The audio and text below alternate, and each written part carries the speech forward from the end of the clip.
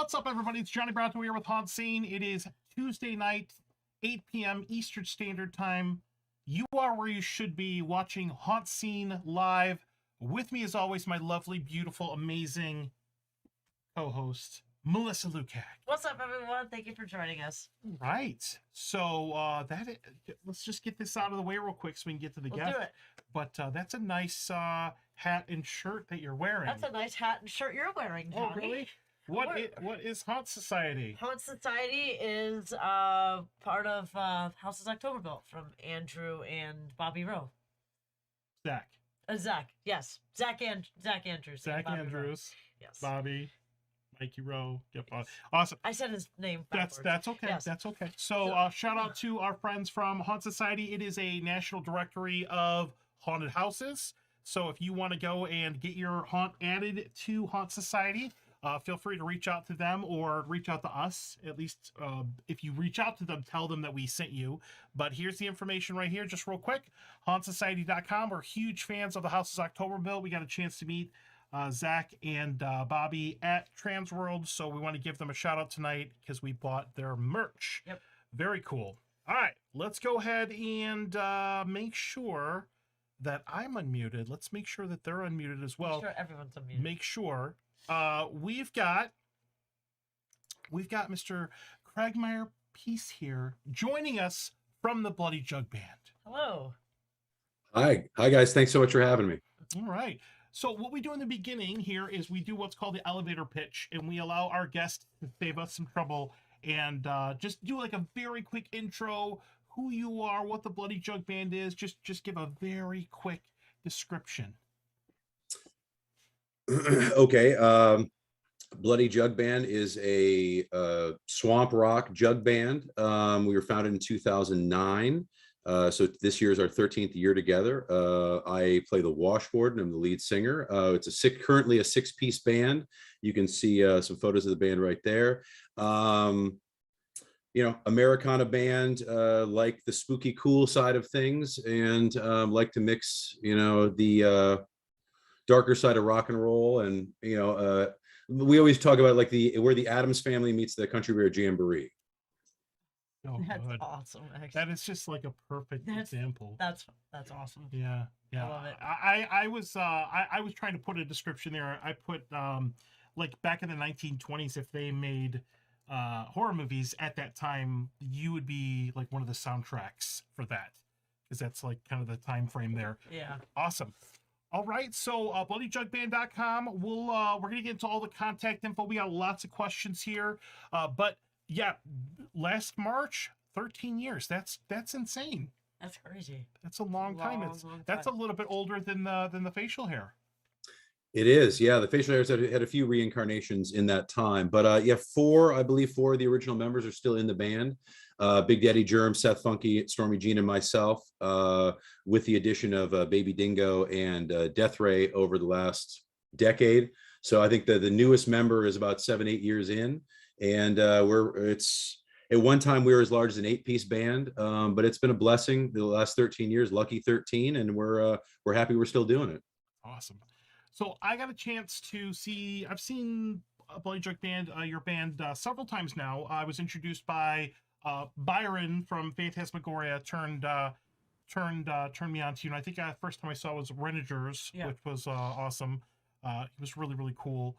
But let's take a look at that lineup here. So here are the folks, and I love it because it's non-traditional. Well, I would say super traditional instruments here, like wash tub, harmonica, mandolin.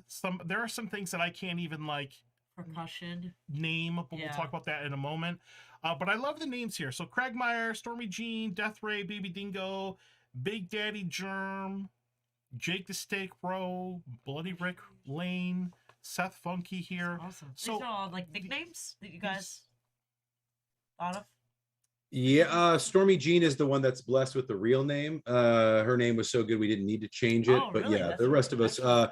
The rest of us have warrants and things out for our arrest. So I think that and the tax, if the IRS took down Capone, we try to stay away from the legal names, just in case we get into any trouble. That's really cool. So with these names, does this have like a persona attached to it? So like I know like Johnny Bronto here. It's not my real name, which Yeah. some people don't realize that. But like Johnny Bronto, like I'm the host I of feel like I HauntScene. need one too. I think you need to come up with one for me. Melissa Lukac isn't good enough for you. That's my real name. Okay, it's fine. But does Cragmire Peace, does that bring something out of you, or is that who you are?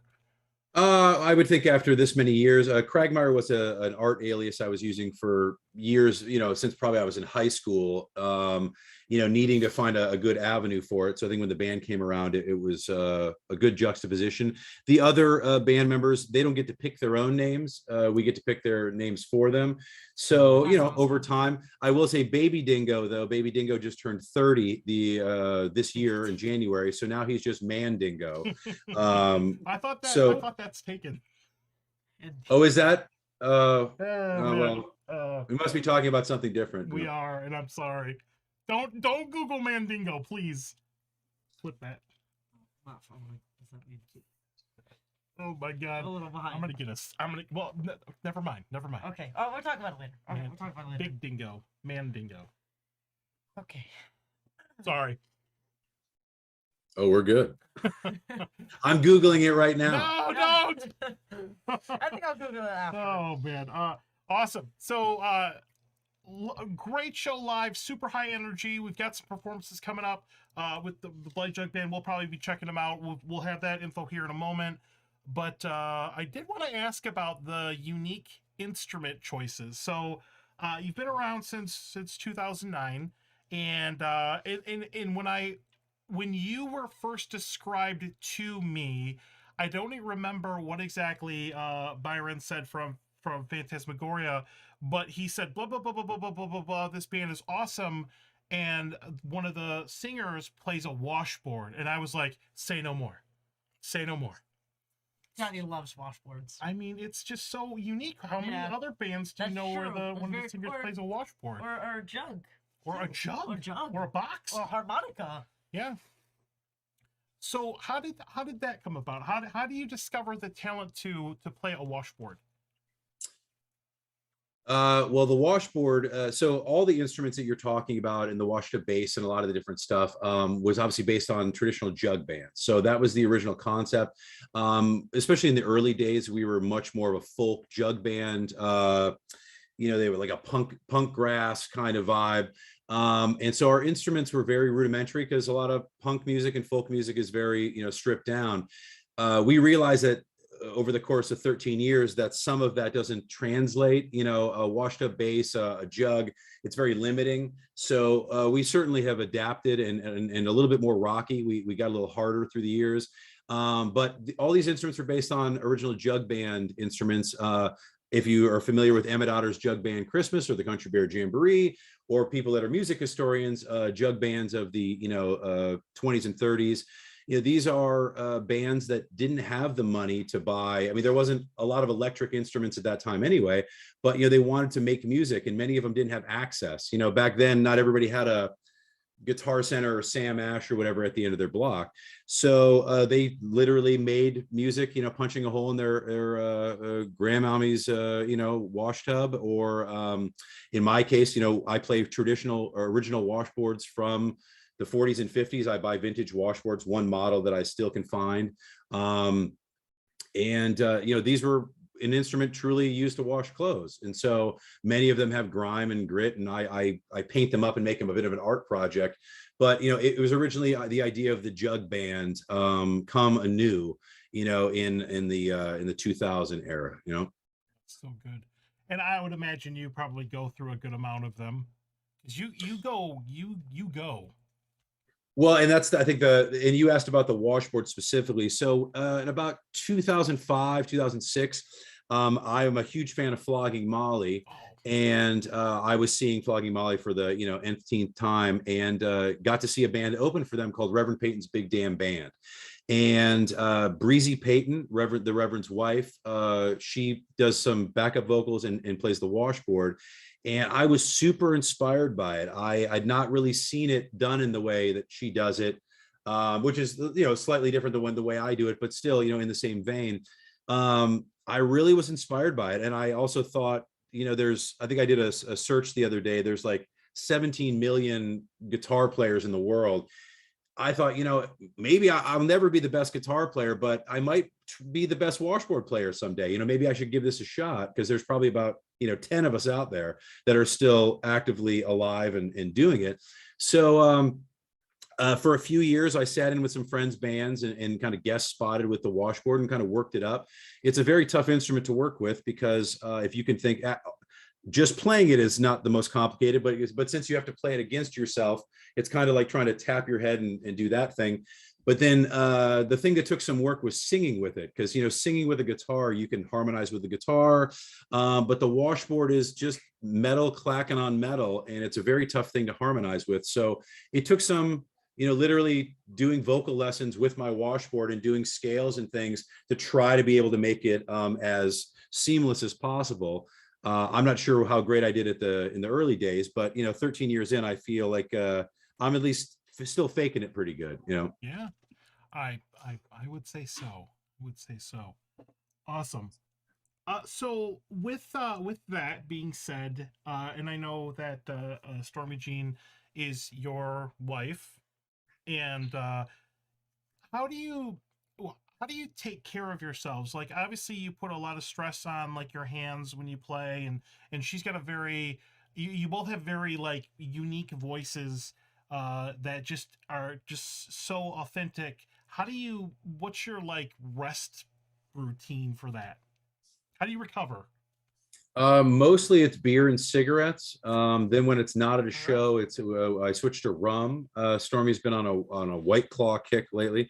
Um, I think that now Stormy is more classically trained vocally than I am, and I think that that's probably obvious to a viewer or listener, but it certainly was serendipitous. We were in the band for many years before we were married, and that is our real life personas are married.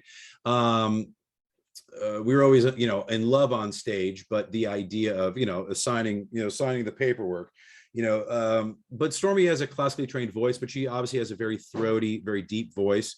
That I just serendipitously worked out really well with mine. And then the more we sang together, I love those bands that, there's plenty of backup singers and people that sing with people accompanying them.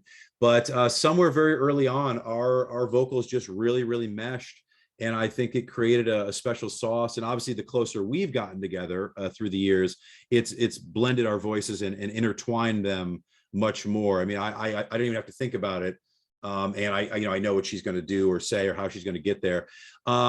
But we don't. I would say, most vocal coaches would not be happy with us to say that we don't do a lot. I probably do more to protect my hands from the washboard, but we get bruised. Even her playing the tambourine, she bruises herself quite often.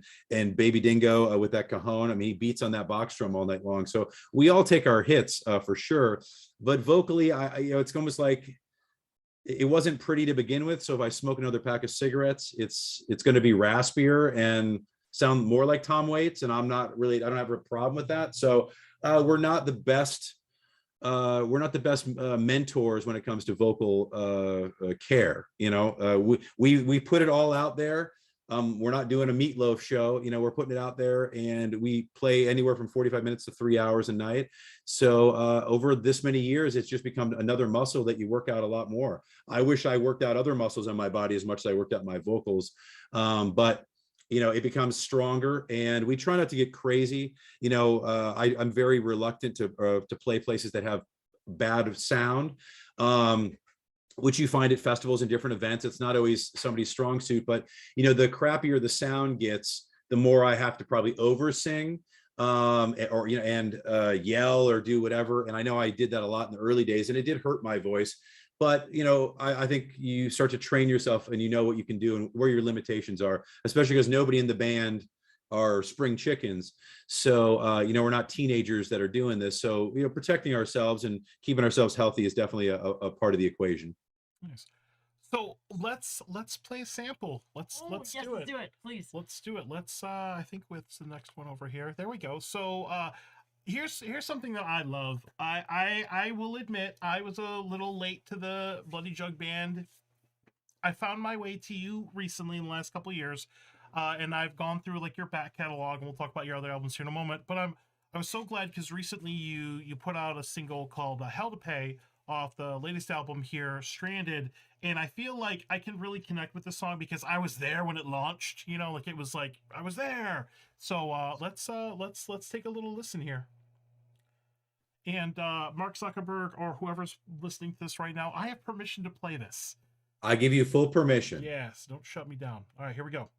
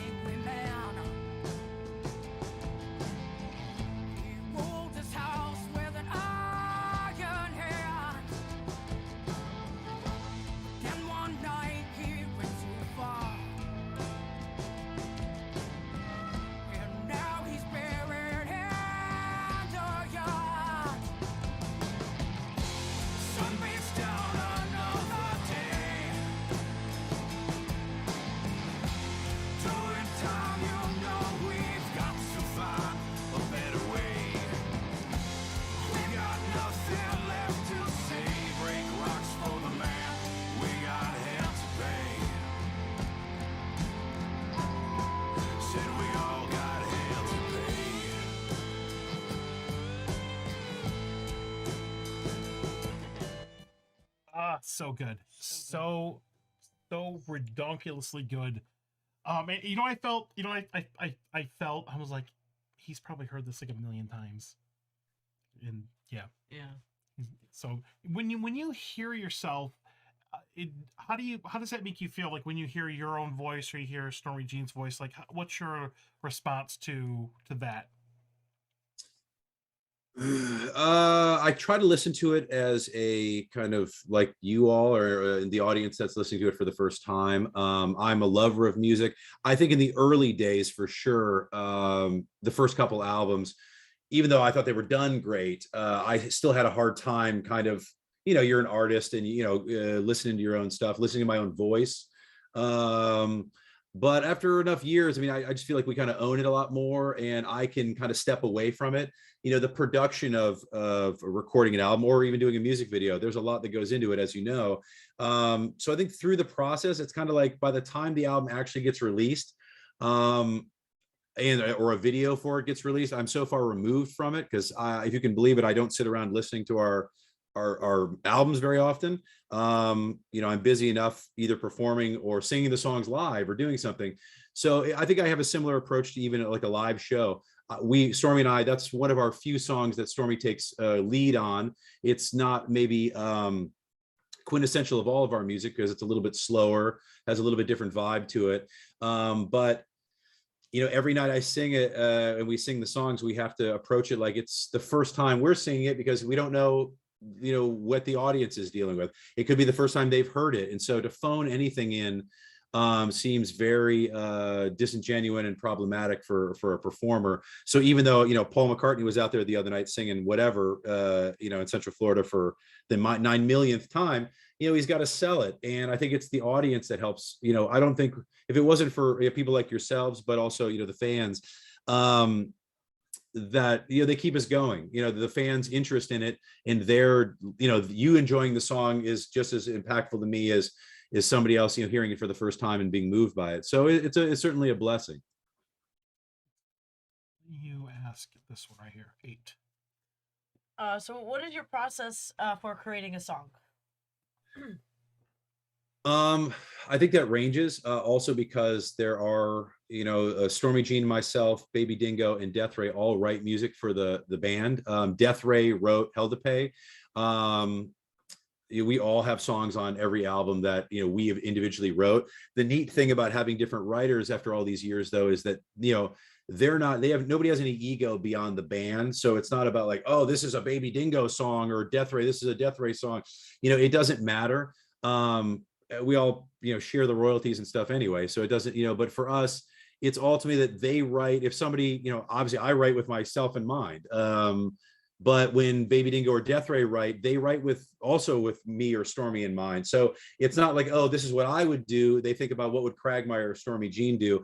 So it's helped a lot of our songs become seamless in that regard, and songs come from all over the place. I think that not to get spiritual, but I think that anytime you write a song or something's coming, you're kind of downloading, to write some of the music I'm maybe most proud of writing. I don't remember sitting there and going, oh, it's this line I want to think about, I'm going to write a love song here. It's usually just sitting around with a guitar and something starts coming, and it's almost like when it comes, you can't, you have to see it through. Anytime I've ever taken a stop halfway through a song and said, okay, I wrote 2 verses, I'm going to try to come back to this tomorrow, it's never ended up, it always ended up in the trash. Any song that really became work that took time to write. But one of our first songs, Boy Named Lucy, it was on our first Coffin of Blood album. I mean, I wrote Boy Named Lucy while I was waiting for everybody to arrive for band practice. Something just came and I wrote all the lyrics and it was done. And I think that's what makes the most genuine, because you're kind of more of a receptacle. I don't know, maybe receptacle is not maybe the right word, but you're receiving something maybe greater than yourself, and you're just channeling it. And hopefully now with a vocal recorder versus writing it down, I can sit there and come up with this stream of conscious and write it down and then refine it or record it on my phone and refine it later. So it shouldn't be painful. I'm sure there are a lot of people out there that writing music is painful for them, but I don't find that creates the best music. It's it's something that kind of flows from the heart and what you're feeling at the time, regardless if it has spooky lyrics or it's about werewolves or zombies or any other thing. You can it's still a stream of consciousness, I think. Yeah, I feel the same way when I write, because I write poems and things, and anything that I can't write in one shot, I might have like a line here or there floating, but like if I have to force myself to sit down, like I gotta finish this, like it's crumpled up and throw it away, because it's you're forcing yourself to be disingenuous. So that's awesome. That's very cool. So I gotta ask about the horror motif, because I love the other albums and the concepts here. It's like it's horror rock, and it's so really good. Is, yeah. What brought you to that like subgenre of a subgenre? I think that when we started in those early 2000s, I was really getting inspired by a lot of the things that are coming out. I mean, I'm an old school fan of the Misfits, bands like Motorhead, Misfits, Tom Waits, Warren Zevon, Alice Cooper, so I always, even though I like, Bob Dylan and, bands that weren't going in the spooky direction, I always liked those bands that could create popular music. I'm not really, people obviously peg me with the beard to be more of like a death metal or a metal guy. I never really liked that type of spooky or dark music. I liked, like, again, I maybe use Warren Zevon as an example, that, he wrote really messed up, fun, spooky songs, but they were really still fun and positive to listen to. I don't like negativity or a negative vibe in the music. So to try to go spooky, but yet also go kind of, not, I don't know, happy is the word, but listenable, something you can clap along and be inspired by. So I think inspiration and empowerment goes underlying in my personal life. And then when you add the Misfits, and I think True Blood was a big deal, Walking Dead had just come out, and so there was a lot of horror related things that were coming out at the time, and it was just it seemed like a great time. Central Florida was a great spot for what they called at the time alt country, but kind of Americana was coming back, and so everybody was doing these Americana bands, and it was great. But I liked the spooky and I liked the Americana, and I thought that those things could go together. Something like Scooby-Doo. It's one of my favorite things where it could be fun and tongue in cheek, but kind of spooky. So I was never Baby Dingo is much more of a tried and true horror fan as far as horror movies and things go. For me, it was more about the kind of the music and the vibe around it, not so much blood and guts and gore. It was more of, like I said, Addams Family, Scooby-Doo, that kind of stuff. Pretty cool. It kind of reminds me of a horror version of like ZZ Top. He kind of looks like ZZ Top with the wow. How do you even know that? I know ZZ Top. Do you? I do. Okay. All right. Some of us were there for that. I'm just kidding. I'm not gatekeeping. This is something I've always been curious about, because you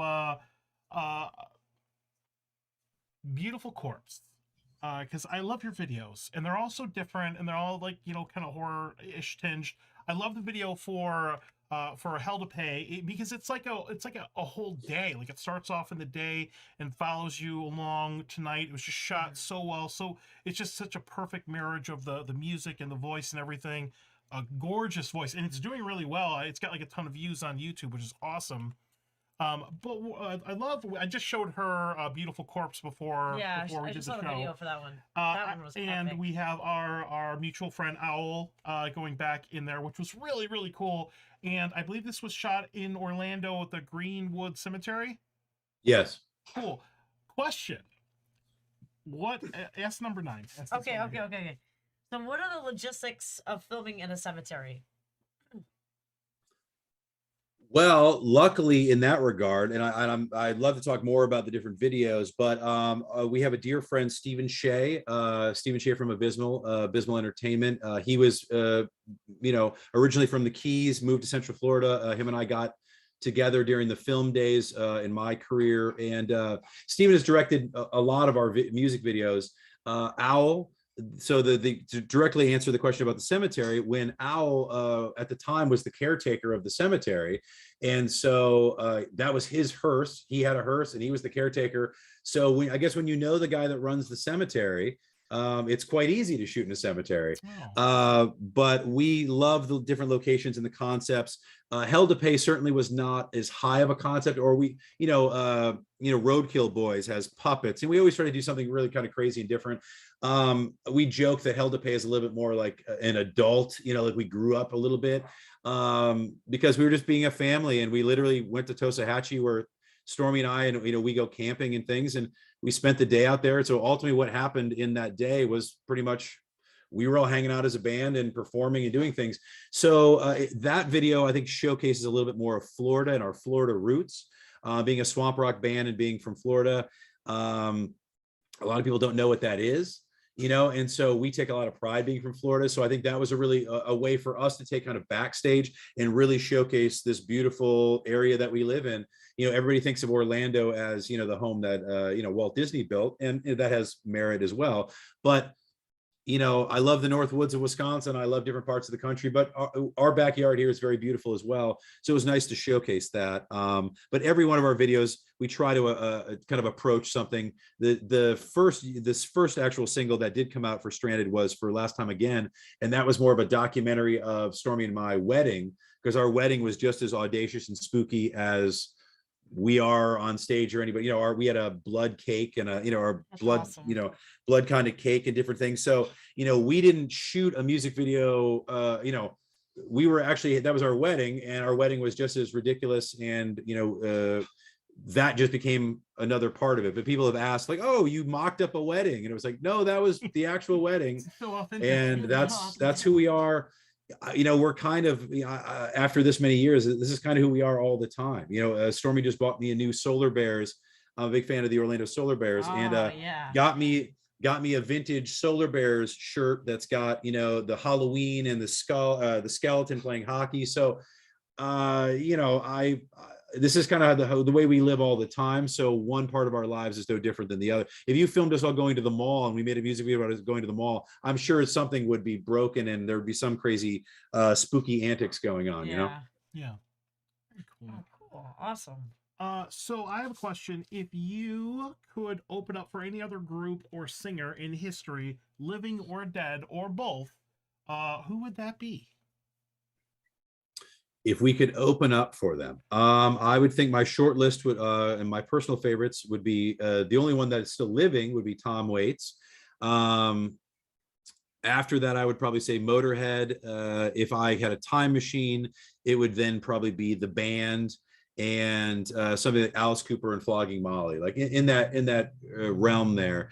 I think Alice Cooper fans would dig it because he's not any particular one genre.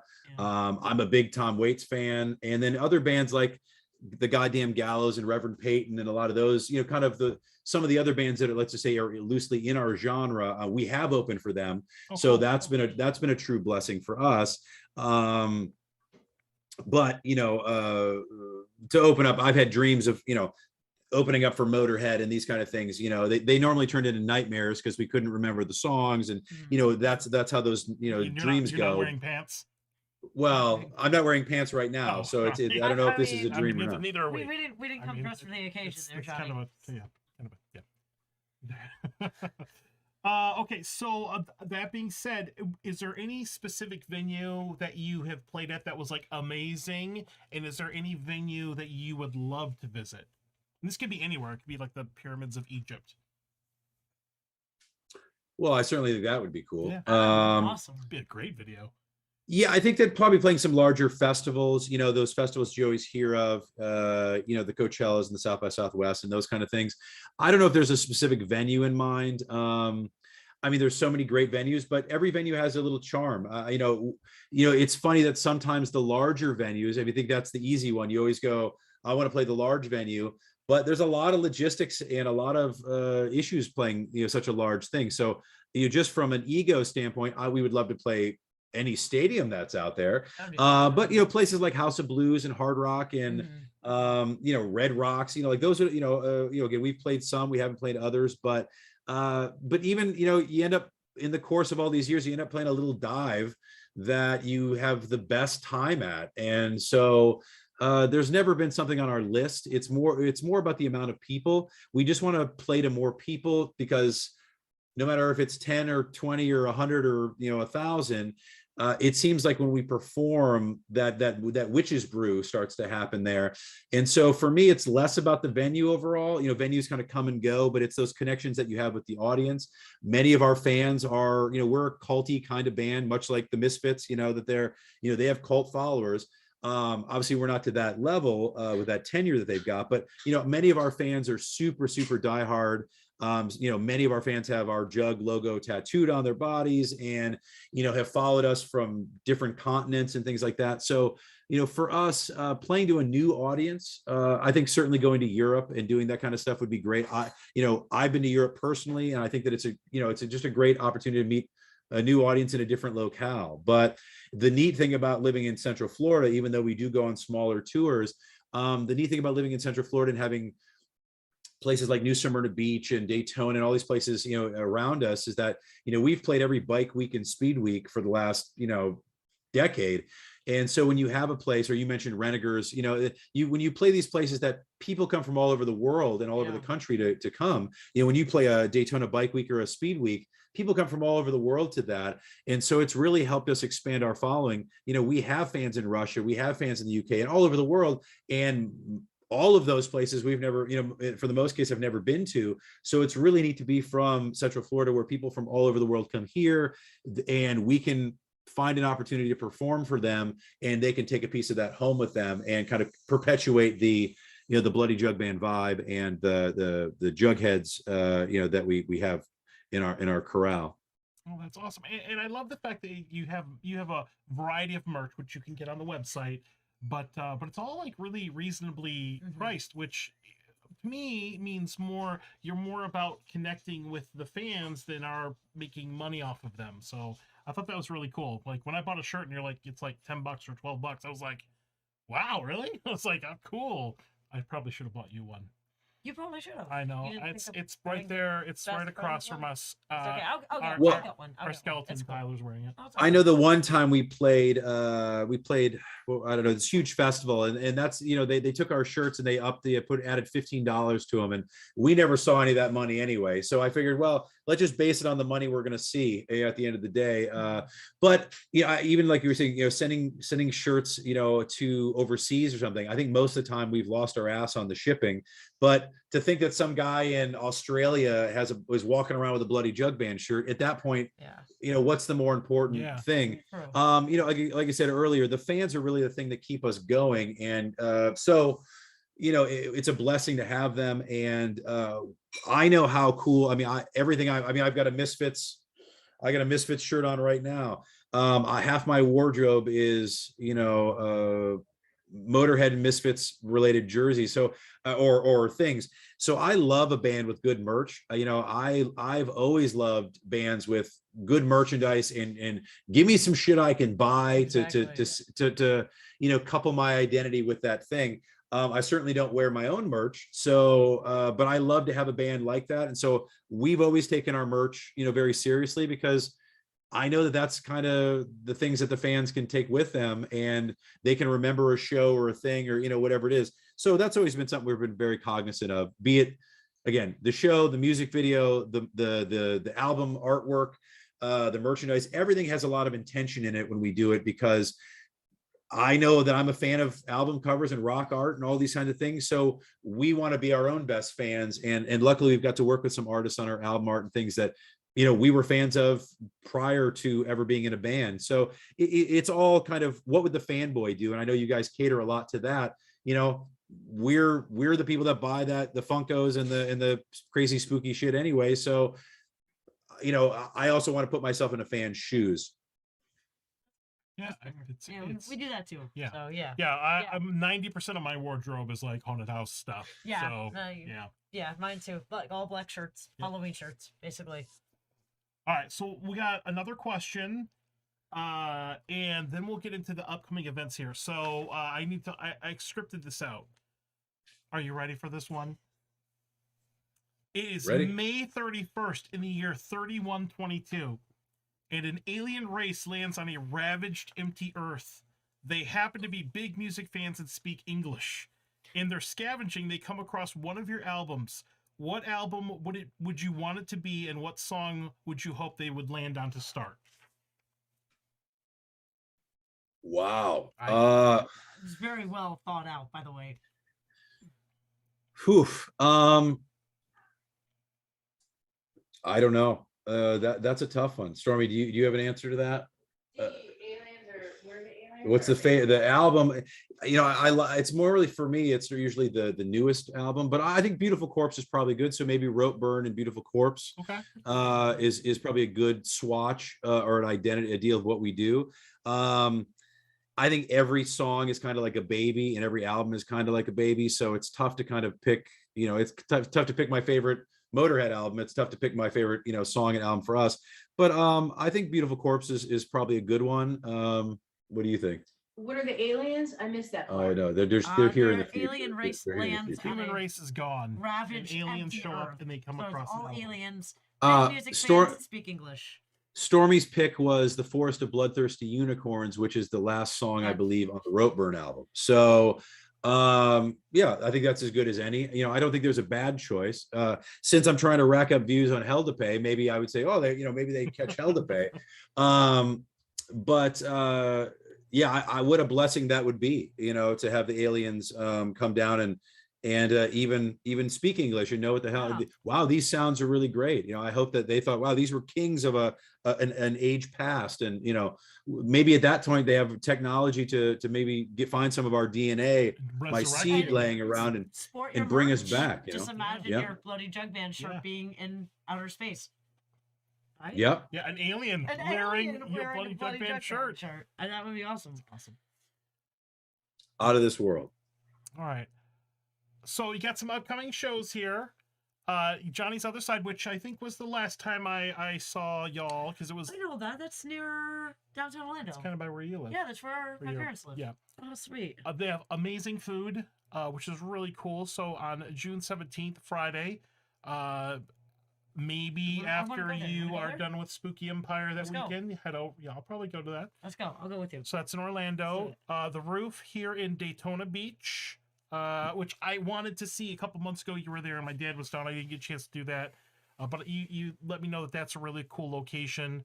And then LA's Midway Saloon, or La's Midway Saloon. Sorry if I'm saying that wrong. In Lake Alfred, which is right around the corner here, where we live in Davenport, Florida. So that'll be on October 8th, Saturday. So So you only do venues locally, or do you guys travel like outside of the state?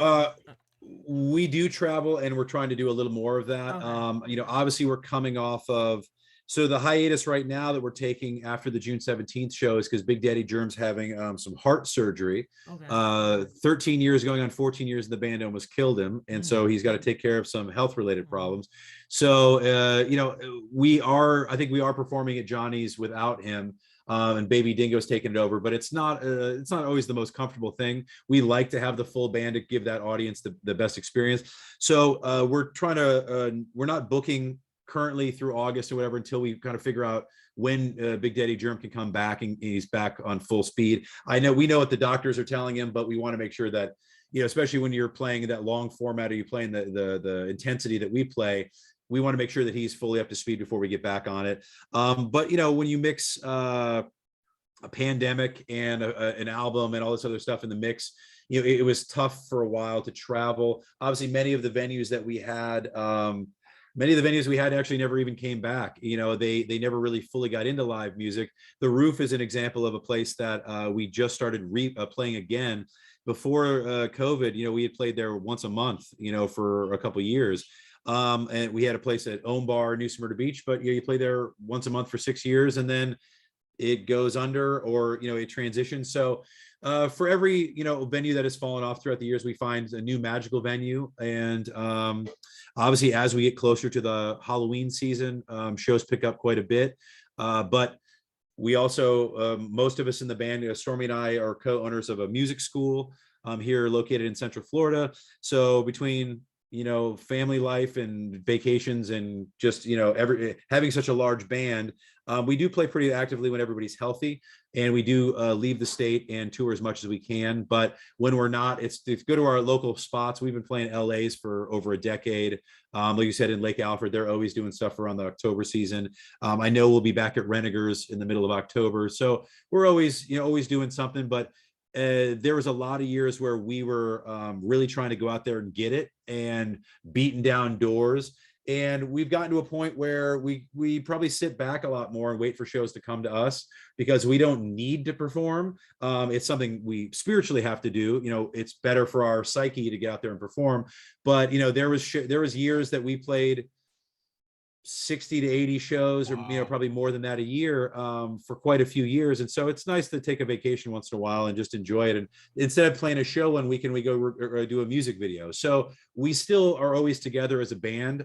We still practice weekly, and we still hang out an awful lot and do kind of band excursions. But we found that we can have fun outside of the on stage forum. So we try to, after 13 years having a family like this, we try to really be appreciative, and we feel blessed. So we take a lot of opportunities to not oversaturate the market and not overplay, and just enjoy ourselves. And when we do play, it's just as much fun. I can't say it was always like that, but it's just as much fun for us to get up on stage and play.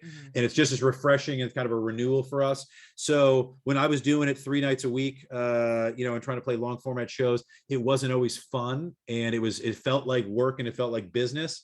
And now that I run a business throughout the day that is a music school and a trade school that is focused solely on music, it's nice to not be surrounded by music all the time. So when it does happen, it's more genuine, and it's not just a job or a paycheck or whatever you want to call it, you know? Yeah. That makes a lot of sense. It's very similar for us in the haunt industry. By the time the haunt season's over, I'm like, give me a break. Yeah, it's, you know, it's more like fun for us, because it's something that we love to do. So it doesn't really feel like, you know, a job or anything like that, or work. Well, and even I think last year was the first year because we had done Spooky Empire, and I think we had done something on Devil's Night in Orlando. But to have Stormy and I have a 9-year-old son, and there's many Halloweens and many holidays and things that we're not with him. It's a unique dynamic to have a band. You always hear the story of like somebody's on the road and their spouse is at home. Traditionally the guy's a rock star and he's out and his wife's home taking care of the kids, or vice versa, the woman's out there and the husband's at home. To have a band where the husband and wife are out together and we have a young one, it adds stressors to things. As we're out there, it's not, people always think that when we go on out to a gig, it's it's like we're going on a date. It's not a date night. We're married and we're lovers and we have all those things, but we're also bandmates. And when I'm on stage, I want perfection and those types of things. So Stormy's just another bandmate when we're driving to a gig and we're getting in our headspace and that type of stuff. So when we have to go on the road together, we miss a lot of holidays and a lot of special things with our son. Luckily we have his nanny has been with us from the beginning and she takes care of him when we're on the road, and that's a blessing. But as much as I love playing Halloween and playing at an event, by the time you get to Halloween and you go, I get to, for the first time in 5 years, I get to have Halloween with my kid and we get to go trick-or-treating. I guess as we get older, we appreciate those aspects of it as well.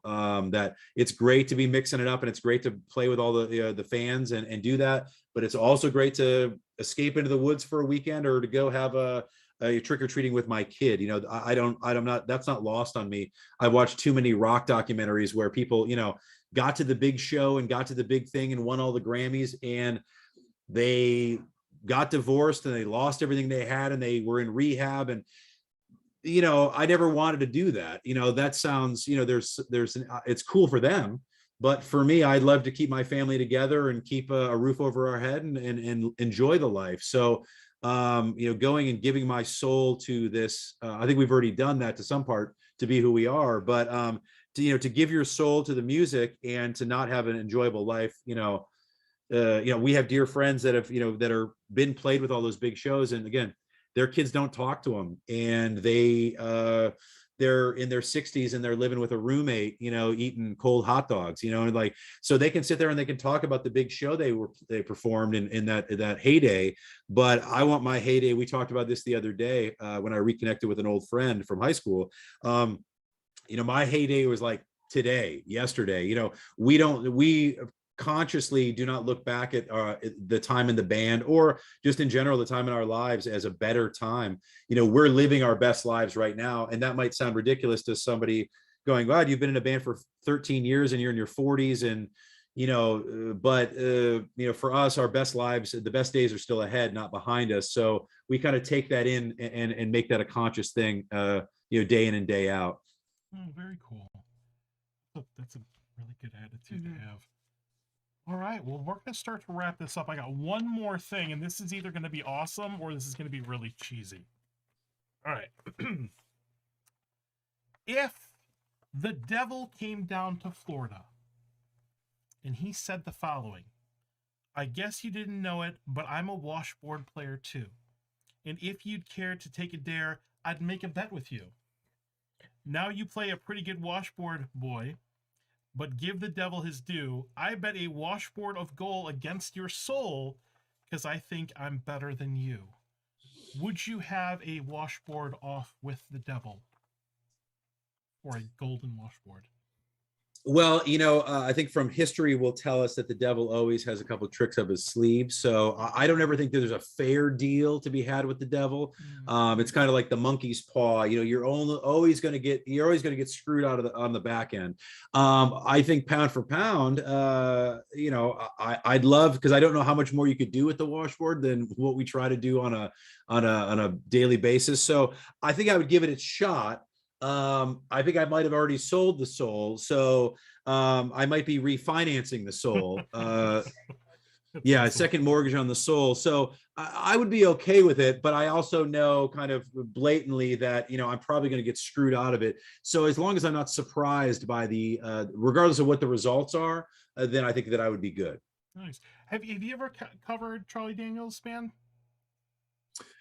No, because that song I think intentionally is kind of a big feat. You know, it's a lot to take on. Even when Bloody Rick was actively playing with us with the harmonica, you know, we try to find the songs for the most part that are kind of left of center. You know, the song that not everybody would expect you to play. So even though we are big Charlie Daniels fans, you know, he had that kind. He went to down to the Devil's Crossroads once, and the rest of his songs kind of got off that fare. So we try to not do everything that maybe people would think we were doing. Like I would rather do like we closed out the Fringe Festival the other night with Sweet Transvestite from Rocky Horror Picture Show. Oh, You know, nice. like I think that people would think, and that's why we don't take requests from the audience, because even though they have great suggestions, you know, we are very intentional about our sets and things. So we're opening the shows recently with kind of a hymnal, but we also are doing You're Dead, which is the theme song for What We Do in Shadows. Another song, Yes. another show that is completely and show and movie obviously before that. Love But that you know, show. if people that were watching wanted to know what our humor was like, or trying to understand, you know, you don't really like the gory stuff, what are you into? Yeah. You know, as we said earlier, you know, like What We Do in Shadows is right in line with our comedy and our sensibilities. It's spooky and fun and kind of a dark comedy. And that's right in our wheelhouse. So we are opening our shows with You're Dead recently to kind of give a little nod to that as well. Very cool. Awesome. And when I saw you at Johnny's Other Side this last time, you covered Sympathy for the Devil, which was like epic. I mean, I've never seen that song played like that ever by Rolling Stones. So Okay. that was, I think that's part of the problem with that song. Actually, probably took better part of a decade to figure out, because you know, when you have a song like that that is so part of the collective consciousness, you know, it's hard to cover. We're not a cover band, and so if we can't make the song our own, we won't do it. And so for years we tried to do that song, and I could never get away from how Mick sang it, and what I knew just being ingrained at such an early age. So it took Death Ray joining the band and kind of coming up with more of the Americana strum pattern that changed it a lot for us. And then it was, we truly made it our own. So, you know, that's what we really try and strive for, is to, if we're going to cover a song, it's got to be a song that we want to do, that we're excited about performing, but also a song that we can really find an identity on, and to make it different than, I guess, potentially what a cover band would do. You know, not that cover bands would cover most of our catalog, but, you know, we're doing Bloodletting from Concrete Blonde, you know, like doing stuff that still fit in the spooky genre, but, you know, we can really carve out our own niche with, versus just playing it note for note, you know. awesome. Very cool. All right. Well, we're going to start to wrap this up. Did you have any other questions? No, actually going back in the cover song, I was gonna ask if you guys covered songs, or you just mostly sing your own creative songs at your venues. When we find ourselves in the longer format of the 3-hour night, we do play covers, and you know, we do play, we cater to the audience.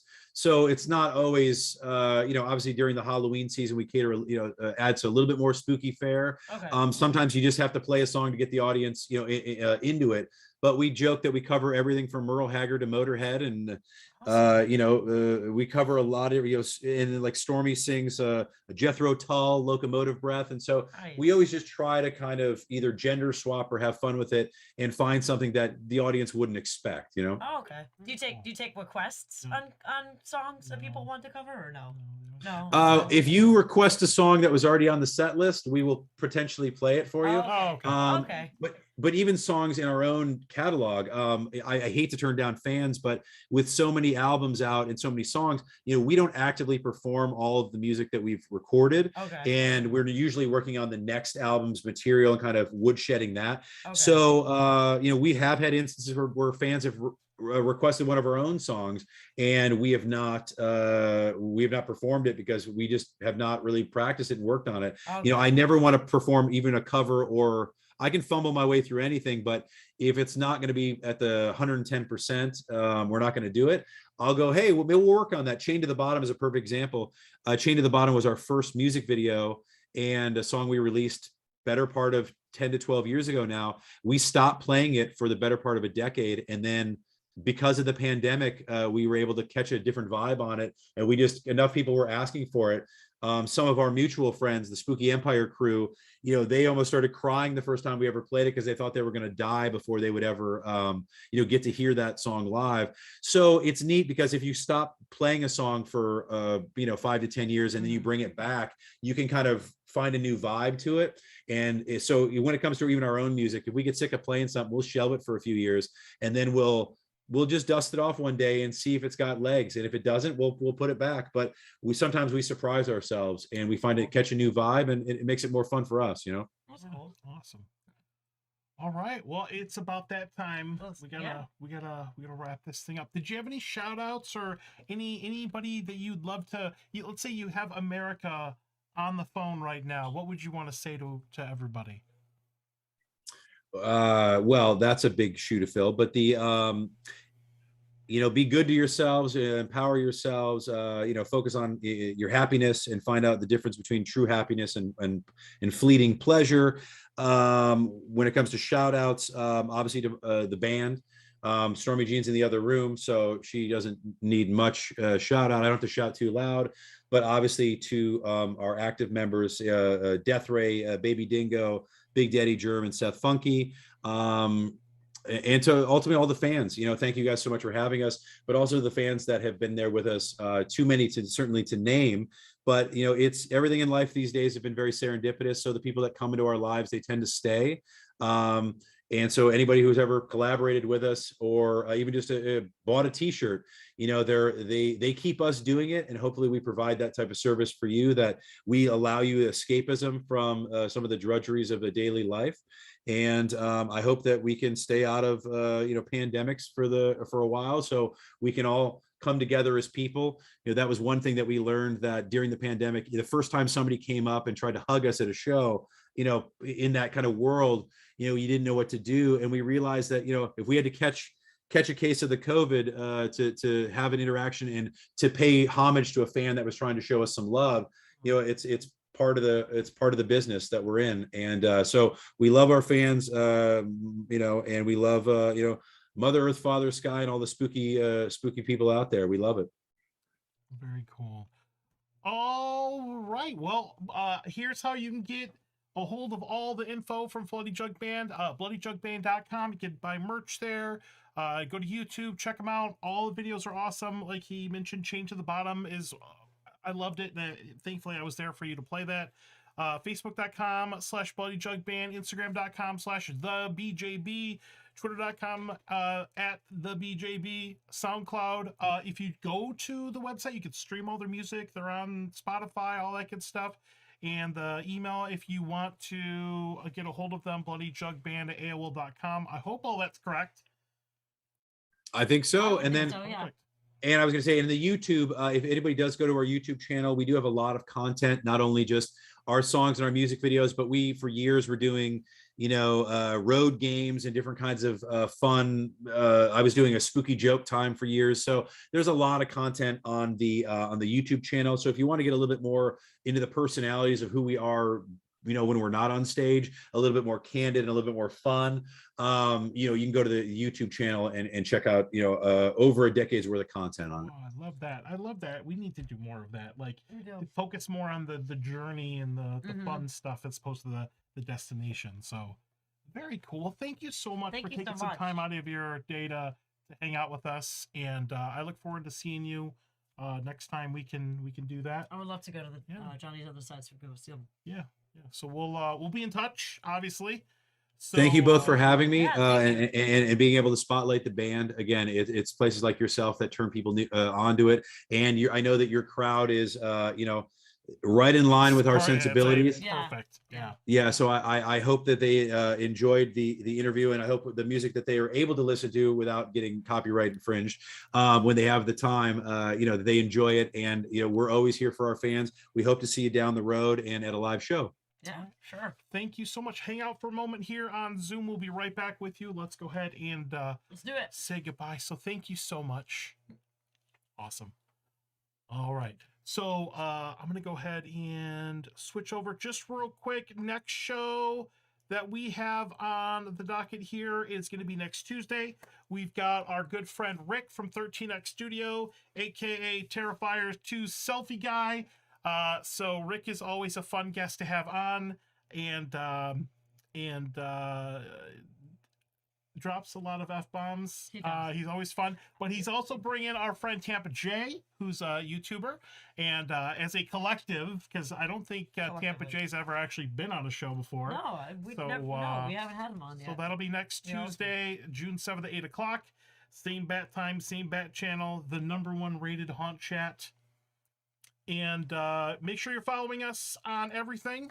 We are on Instagram, Facebook. We just hit like 7,300 likes on Instagram. I know, which is over awesome. 7,000 likes. It's on crazy. Instagram. It's crazy. Facebook.com/HauntScene. Follow us on Twitter. Email us if you ever have any questions. Please subscribe to us on YouTube. This will be put out as a podcast at some point here in the near future. We're in the process of updating the haunt directory on HauntScene.com so you can see what haunted houses are going to be open in Florida this year. And last thing is I do want to thank our Patreon supporters.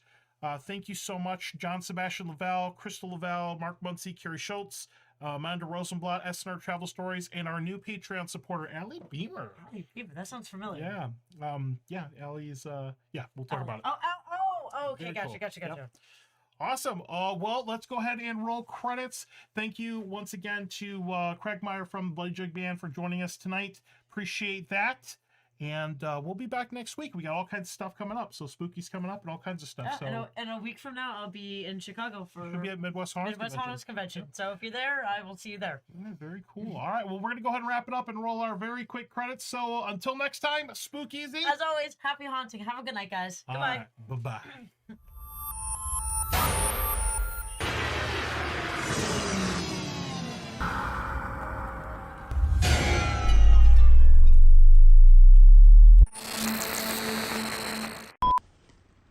Give me some treats.